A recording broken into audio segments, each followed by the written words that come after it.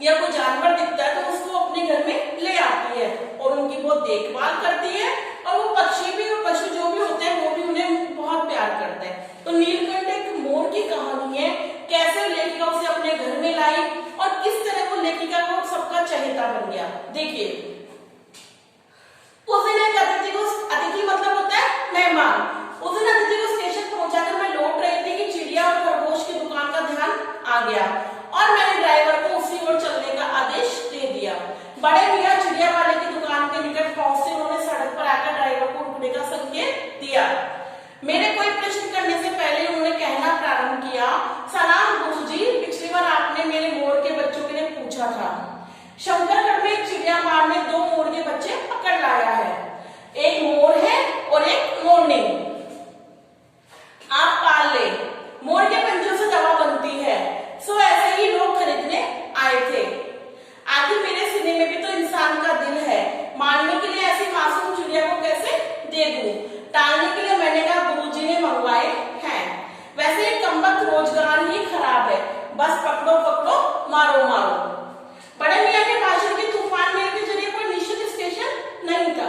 सुनने वाला थककर जहां रोक दे वही स्टेशन मान लिया जाता था। इस तथ्य से परिचित होने के कारण मैंने बीच में उन्हें रोककर पूछा, मोर के बच्चे कहाँ हैं?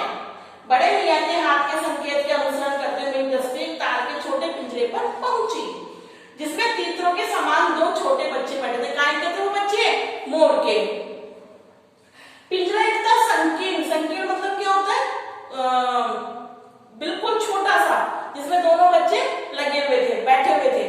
वे पक्षी शावक जाली के गोल फ्रेम में किसी बड़े चित्र जैसे लग रहे थे। मेरे निरीक्षण के साथ बड़े मियां की भाषण में चली जा रही थी। ईमान कसम गुरुजी, चिड़ी मार ने मुझे मोर के जोड़े के नगद 30 रुपए लिए, मतलब वो उन मोरों को बेचना चाहा था बच्चों। तो उन्होंने ऐसा कहा कि मुझे तो दूसरे लोग 30 रुपए दे रहे हैं। 12 कहाँ भाई, जरा सोच लो। अभी इनमें मोर को कोई खासियत भी है तो बड़ी कीमत ही मालूम नहीं चला, पर मैं मुंजी क्यों सुनने वाला? मुंजी मतलब होता है कंजूस। आपका ख्याल करके अस्ता पस्ता देना ही पड़ा। अब आप जो मुनासिब समझे, परंतु 30 चिड़ी मार के नाम की और 5 बड़े मियां के ईमान के देकर जब मैं छोटा पिंजरा कार में रखा, तब मानो मैं जाली के चौखट का चित्र जीवित हो गया। दोनों पक्षी शावकों के छटपटाने से लगता है कि मानो पिंजरा सजीव और उड़ने योग्य हो गया। घर पहुंचने पे सब कहने लगे तीतर है, मोर कहकर ठग लिया। कदाचित अनेक बार ठगे जाने के कारण ठगे जाने के बाद मेरे चिढ़ जाने की दुर्बलता बन गई। मतलब कोई भी है ना लेखिका को बेवकूफ बना देता था। तो उन्होंने कहा कि तो मोर नहीं है, तीतर है। प्रश्न हो गया, मैंने कहा मोर से क्या गुस्सा के लगे हो? पक्षी है, चुना दिया जाने के कारण संभवतः उन दोनों पक्षियों के प्रति मेरे व्यवहार में कुछ विशेषता आ गई। पहले अपने पढ़ने लिखने के कमरे में उनका पिंजरा रखकर उनका दरवाजा खोला, फिर 2 कटोरों में सत्तू की छोटी-छोटी गोलियां और पानी रखा। वे दोनों चूहे दाने जैसे पिंजरे से निकलकर कमरे में मानो खो गए। पर तो बेचारा छोटे से पिंजरे में थे और वो बड़े कमरे में आ गए। कभी मेज के नीचे घुस गए, कभी अलमारी के पीछे। अंत में इस लुका छुपी से थककर उन्होंने मेरे रद्दी कागजों की टोकरी पर अपने नए बसेरे का गौरव प्रदान किया। 2-4 दिन भी इसी प्रकार घूमते गुप्तवास करते रहे और रात में रद्दी की टोकरी में प्रकट होते रहे। फिर आश्चर्य हो जाने पर कभी मेरी मेज पर, कभी कुर्सी पर, कभी मेरे सिर पर अचानक अभिभूत होने लगे, मतलब अचानक दिख जाते। खिड़कियों में तो जाली लगी थी, पर दरवाजा मुझे निरंतर बंद रखना पड़ता था, दरवाजे से बाहर ना चले जाए। खुला रहने का चित्र में इन सब नवांगत तो नए लोग आते हैं, पता नहीं लगा सकते तब उसके शोध का परिणाम होगा। मतलब बिल्ली को पता चल गया तो वो उनको खा जाएगी। यह अनुमान करना कठिन नहीं है। वैसे वह चूहों पर भी आक्रमण नहीं करती, परंतु यह 2 सर्वथा अपरिचित पक्षी अनिर्धारित चेष्टा का प्रश्न, मतलब वो उनको जानती नहीं तो हो सकता उन पे हमला कर दे। इसके लिए दरवाजा बंद रहे और ये दोनों में ऐरे गहरे मेरी मेज को अपना सिंहासन बना ले। यह स्थिति चित्रा जैसे अभिमानी मार्जिन के लिए असहाय ही कही गई।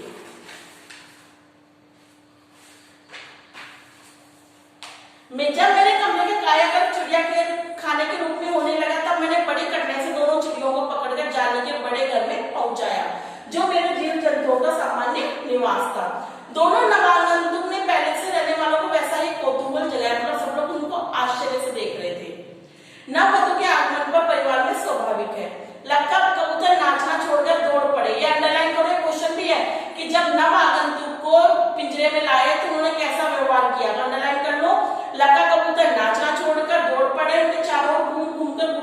रागिनी अलापने लगे। बड़े खरगोश सभ्य सम्मान साधु के समान क्रम में बैठकर गंभीर भाव से उनका निरीक्षण करने लगे। उनकी गेंद जैसे छोटे खरगोश उनके चारों ओर उछल कूद मचाने लगे। तोता मानो भली बातें देखने के लिए बंद करके उनका परीक्षण करने लगे।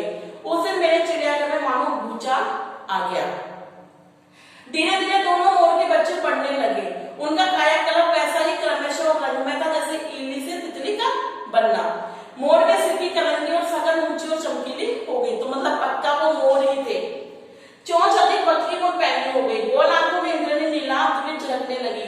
लंबी नील हरित गिरवा हर भांगी में, गिरवा मतलब क्या होता है? गर्दन। हर भंगिमा में दुख छोई तरंगे उठने गिरने लगी। दक्षिण वाम दोनों पंखों के सलेटे और सफेद आलेखन स्पष्ट होने लगे। पूंछ लंबी हुई और उनके पंखों पर चंद्रिकाओं के इंद्रधनुषी रंग उदित हो उठे।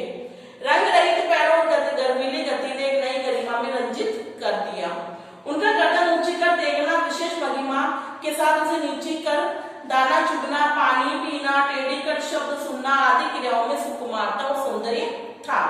उसका अनुभव देखकर किया जा सकता था, गति का चित्र नहीं आंका जा सकता।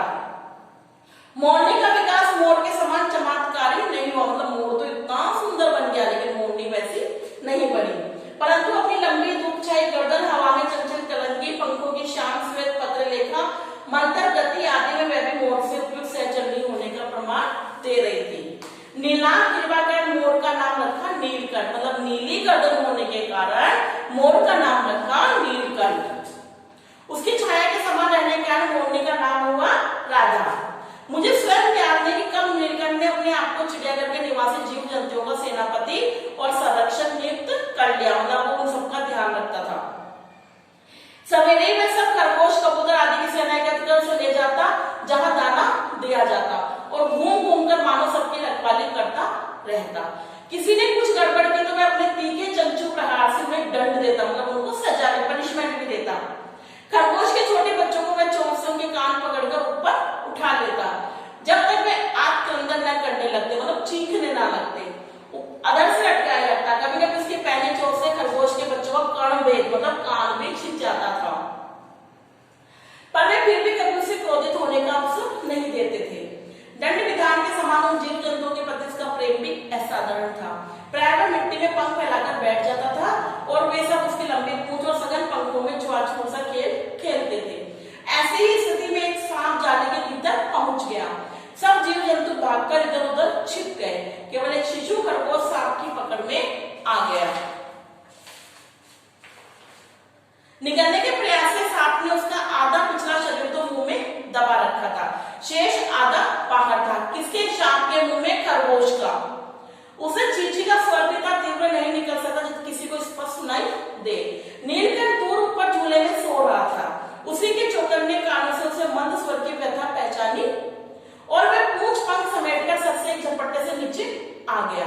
संभवतः अपनी सहज चेतना से इसे समझ लिया होगा कि सांप के फन पर चोट मारने से खरगोश भी घायल हो सकता है। उसने सांप को फन के पास पंजों से दबाया और फिर चोट से इतने प्रहार किए कि वह अधमरा हो गया। पकड़ ढीली पड़ते ही खरगोश का बच्चा मुख से निकल आया, परंतु निश्चेत सा वहीं पड़ा रहा, मतलब बेहोश हो गया। राधा ने सहायता देने की आवश्यकता नहीं समझी, परंतु उसकी मंद केका से किसी असामान्य घटना की सूचना सबको प्रसारित कर दी। मतलब जो राधा थी, राधा कौन थी? मोरनी। उसने आवाज करके से सब लोग समझ गए कुछ ना कुछ गड़बड़ है। माली पहुंचा, फिर सब पहुंचे। नीलकंठ जब सांप के 2 खंड कट चुका था तब उस शिशु खरगोश के पास गया और रात भर उसे पंखों के नीचे उष्णता मतलब गर्मी देता रहा। कार्तिकेय ने अपने युद्ध वाहन के लिए मयूर को क्यों चुना, यह पक्षी का रूप स्वभाव देखकर समझ में आता है। मयूर कला प्रिय वीर पक्षी है, हिंसक पात्र नहीं है। इसी से उसे बातचीत आदि की श्रेणी में नहीं रखा जाता, जिनका जीवन ही क्रूर कर्म है। नीलकंठ में उसकी जातिगत विशेषताएं तो थी, उसमें मानवीकरण भी हो गया। मेघों की सावली छाया में अपने इंद्रधनुष के गुच्छे जैसे पंखों को मंडलाकर बनाकर जब वह नाचता तो उस नृत्य में एक सहजाल लय ताल रहता था। आगे पीछे दाहिने बाहिने क्रम में घूमकर वह किसी अलक्ष्य सम ठहर जाता था। राधा नीलकंठ के समान नहीं नाच सकती थी, परंतु उसकी गति से एक छंद रहता था। वह नृत्य में नीलकंठ की दाहिनी ओर से पंख को छूती हुई बाईं ओर निकल जाती थी। बाएं पंख को फर्श का दाहिनी ओर। इस प्रकार उसकी परिक्रमा में एक पूरा ताल परिचय मिलता था। नीलकंठ ने कैसे समझ लिया कि उसका नृत्य मुझे बहुत भाता है, यह तो नहीं बताया जा सकता, परंतु अचानक एक दिन वह मेरे जालीघर के पास पहुंचते ही अपने झूले से उतरकर नीचे आ गया और पंखों का सतरंगी मंडलाकार छाता तानकर नृत्य की भंगिमा में खड़ा हो गया। तब से नृत्य भंगिमा, नृत्य मतलब डांस करने का स्टाइल जो होता है, नृत्य क्रम बन गई। प्राय मेरे साथ कोई ना कोई विदेशी अतिथि पहुंच जाता था और नीलकंठ की मुद्रा को अपने प्रति सम्मान पूर्वक समझकर विस्मित हो उठता था। कई विदेशी महिलाओं ने उसे परफेक्ट जेंटलमैन की उपाधि दी। जिस विपुली पैंट जोर से वह विषधर को खंड कर सकता था, उसी से मेरी हथेली, मेरी कौन लेखिका, रखे हुए चले ऐसी कोमलता से होले होले उठाकर खाता कि हंसी आती और विस्मय भी होता था। फलों के वृक्षों से अधिक उसे पुष्पित और पल्लवित वृक्ष भाते थे, मतलब फूलों वाले वृक्ष। बसंत में जब आम के वृक्ष सुनहरी मंजिलों से लग जाते थे, अशोक नए लाल पल्लों से ढक जाता था, तब जालीघर में वह इतना अस्थिर हो उठता कि उसे बाहर छोड़ दो। नीलकंठ और राधा की सबसे प्रिय ऋतु वर्षा ही थी। आपको पता है मोर को प्रिय ऋतु वर्षा ही होती है ना। उसमें वो जब बारिश आती है तो वो पंख फैलाकर नाचते हैं। मेघों के उमड़ आने से पहले ही वे हवा में उसको सजल आहट पा लेते थे और तब उनकी मंद केका गूंज अनुगूंज तीव्र से तीव्रतर होती हुई मानो बूंदों के उतरने के लिए सोपान पंक्ति बनने लगी थी। मेघ के गर्जन के ताल पर उस तन में नृत्य का आरंभ हो गया। फिर मेघ जितना अधिक गरजता, बिजली जितनी अधिक चमकती, बूंदों की चिमचिमाहट जितनी तीव्र होती, नीलकंठ का नृत्य भी उतना ही तेज बढ़ता जाता। उसकी केका का स्वर उतना ही मंद और मंतर होता जाता। वर्षा के थम जाने पर वह दाहिनी पंजे पर दाहिनी पंख और बाएं पे बायां पंख फैलाकर सुखाता था। कभी कभी वे दोनों एक दूसरे के पंखों को टपकने वाली बूंदों को चोंच से पीकर पंखों के गीलापन दूर करते रहते। इस आनंद उत्सव की रागनी में मेरे स्वर कैसे बज उठा, वह भी एक करुणा कथा है। मतलब सब बहुत अच्छा चल रहा था, बहुत अच्छा चल रहा था, अचानक क्या हुआ देखिए। एक दिन मुझे किसी कार्य से नशा खोने में निकलना पड़ा। बड़े मियाँ ने पहले के समान कार को रोक लिया। इस बार किसी पिंजरे की ओर नहीं देखूंगी, वह संकल्प करके मैंने बड़े मियाँ की विरल दाढ़ी और सफेद डोरे के कान में बड़ी ऐनक को अपने ध्यान का केंद्र बनाया। उसने कहा मुझे कोई पक्षी नहीं चाहिए।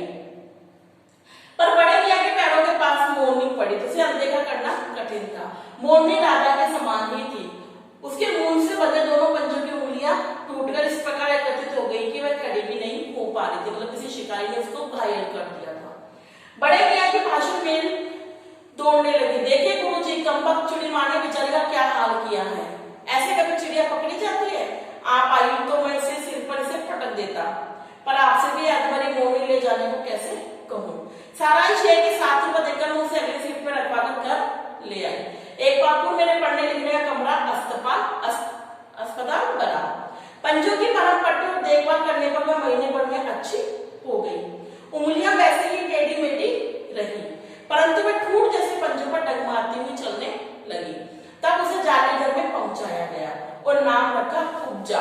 नाम के अनुरूप उसका स्वभाव था, मतलब वो सबसे लड़ती झगड़ती थी। अब तक नीलकंठ और राधा साथ में रहते थे। अब कुब्जा उन्हें साथ देखने को मारने दौड़ती, मतलब वो राधा और नीलकंठ को साथ बर्दाश्त नहीं कर रही थी। चोंच से मार मार उसे राधा की कलंगी नोच डाली, पंख नोच डाले। घटना यह थी कि नीलकंठ उससे दूर भागता था। किससे? कुब्जा से। वह उसके साथ रहना चाहती थी, न किसी जीव जंतु से उसकी मित्रता थी, न किसी को नीलकंठ के समीप आने देना चाहती थी। कौन? कुब्जा।